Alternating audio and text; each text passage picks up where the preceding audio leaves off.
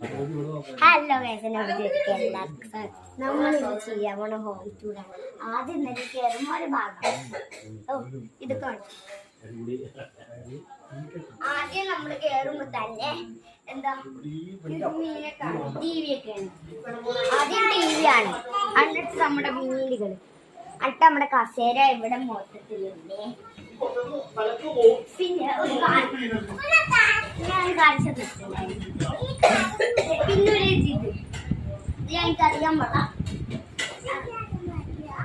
പിന്നെ കിച്ചൺ പിന്നെ അതുണ്ട് അവിടെ. ബാക്കാണേ നല്ല രസമുണ്ട്. മറ്റേ റൂം വിളിച്ചോക്കാം.